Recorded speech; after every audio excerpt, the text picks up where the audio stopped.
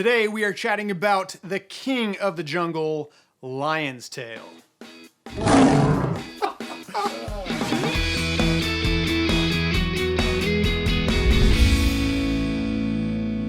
Leonotis Leonurus, commonly known as lion's tail, is one of the most unique plants. I love this thing. It's just crazy. It's got these really brilliantly colored orange, vibrant clusters of fuzzy tubular flowers that are evenly spaced along a stem. And it's so fascinating the way the flower clusters are arranged. They go from a large cluster at the bottom and it kind of tapers up to a smaller cluster at the top. It's just a fun bloom. You know, you could go out there with the kids and, you know, hey, let's pet the lion. Now, besides the really cool bloom, the foliage of the lion's tail is really neat as well. It's got 1.5 to 2 inch long, kind of serrated leaf. It's not a sharp serration by any means. It's a very delicate, lacy looking leaf, and it's just a nice medium green that adds to the backdrop of a landscape. And this is a taller shrub. It's gonna get about 5 to 6 feet tall. So you're gonna wanna use this more in the background as opposed to a foreground. And we'll chat more about the design uses later.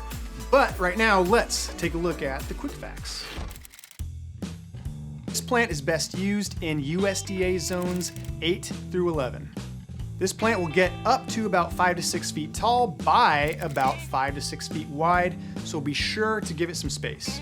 The lion's tail is considered evergreen here in California, but in some states where the weather gets colder, it's considered semi-deciduous to deciduous. Plant the lion's tail in full sun for best results.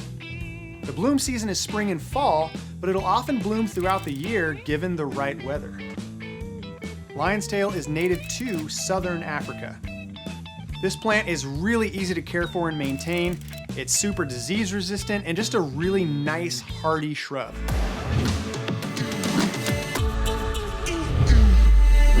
All right, so now let's chat about some design uses for the lion's tail.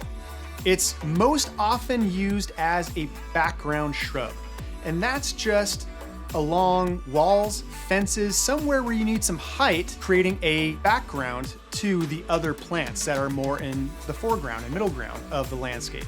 And that's what you want to do with all your planting designs, is you want to create that layered effect, because that just adds interest in the landscape. You want a foreground, a middle ground, and a background, and of course some accents in between. And the lion's tail does a fantastic job as a background shrub. Now, stylistically, the lion's tail does really well in a Mediterranean or Southwestern type of planting design. It's gonna go right along with other flowering shrubs and perennials, agaves and succulents. It'll do really well in that Southwestern type of design theme. And you can use it also with a California native design style as well, because it has a lot of the same attributes and characteristics that some California native plants have, like watering needs, exposure needs, and soil type and things like that. So you can use it, if you're not a purist, in a California native theme as well. And another noteworthy characteristic of the lion's tail is it makes great cut flower arrangements. So guys, get out there, clip those flowers, put them in a bouquet, hand them to your wife. It'll gain you points. Trust me, I know. All right, that is just about it for lion's tail. Thank you guys for joining us. If you're on YouTube, do that like, subscribe, and hit those bell notifications so you know when we upload the next video. If you have never been to budgetplants.com, go there. We have awesome information on this plant and many others. It's just a cool place to hang out. All right, guys, thanks again for watching, and see you on the next one. Happy planting.